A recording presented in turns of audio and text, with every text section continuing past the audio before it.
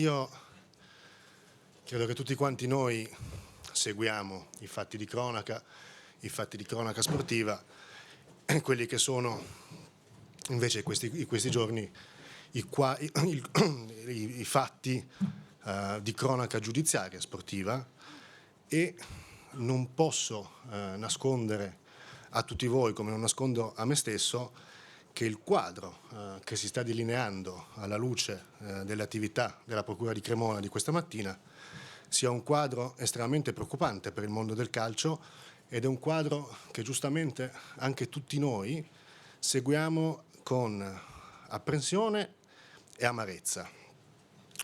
Ma allo stato di quanto noi conosciamo ad oggi, ed è per questo che ci sono io a ribadirlo, non mi pare e non risulta che ci sia che Antonio Conte faccia parte di questo quadro preoccupante di cui vi citavo poco fa.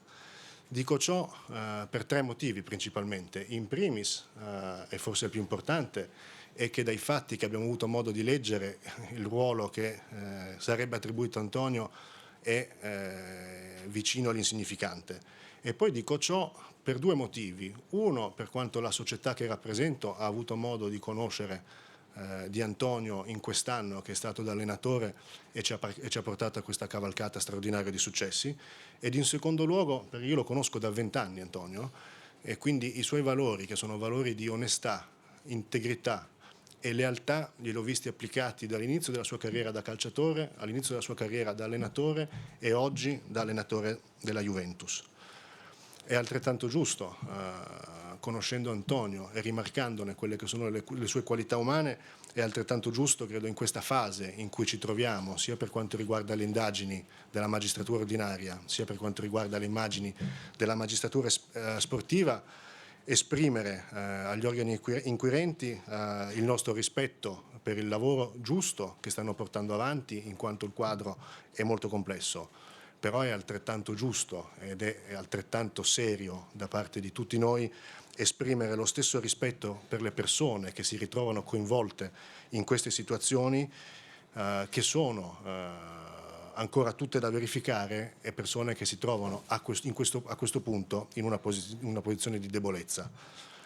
La Juventus società ed io personalmente sono al fianco di Antonio in questo momento, e sono anche altrettanto al fianco di Leonardo Bonucci, che ho avuto modo di apprendere da alcune agenzie venendo qua a Vinovo, che anche lui si troverebbe, per quanto riguarda le attività di una procura diversa, indagato. Leonardo, che è qui con noi da 2 anni, è una persona che sa reggere perfettamente alle pressioni, e quindi gli auguro di superare questo momento in maniera veloce e di giocare uno splendido mondiale, uno splendido europeo con l'Italia, un'Italia che è per un terzo, anche questa volta, fatta di juventini. Vorrei concludere questo mio intervento cercando anche di andare a bloccare sul nascere qualsiasi tipo di illazione che si potesse andare a creare. Antonio è e sarà il nostro allenatore. L'anno prossimo abbiamo una Champions League da andare a disputare, che è la massima manifestazione a livello europeo, e Antonio sarà la persona che ci guiderà. Grazie.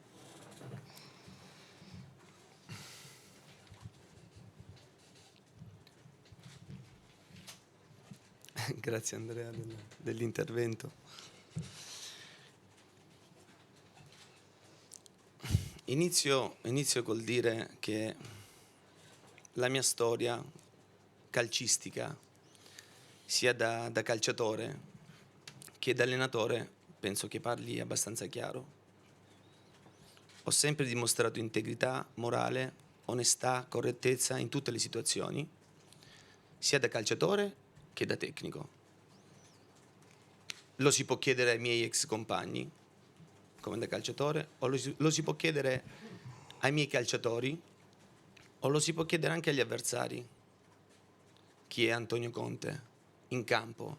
Una persona che vuole assolutamente vincere e va al di là delle sue possibilità anche per cercare la vittoria, con grande lavoro, con grande sacrificio, con grande umiltà, cercando di trasferire i veri valori ai miei calciatori.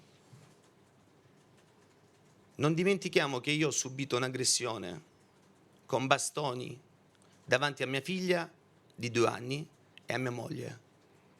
per la mia integrità morale, per la mia onestà, per la mia correttezza. Questo è Antonio Conte, a chi ancora forse non lo conosce o fa finta di non conoscere.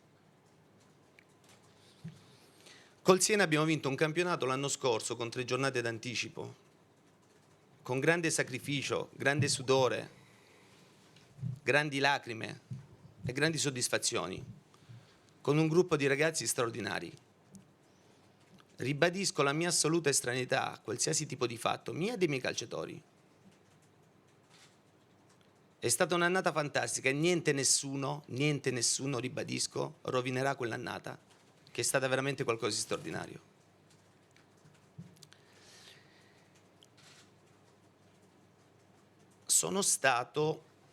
Oggi mi è arrivato un avviso, sono stato indagato, no? Per associazione a delinquere. Ho avuto una perquisizione in casa e io non c'ero neanche. Ho letto il provvedimento, ho visto le poche parole scritte.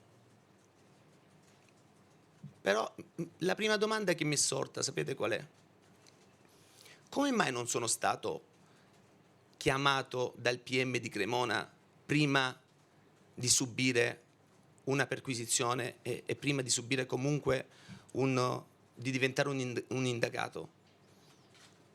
Io ho letto il provvedimento, ho letto le poche parole, mi sarei aspettato dal PM di Cremona almeno che mi avesse sentito prima di adottare determinati provvedimenti.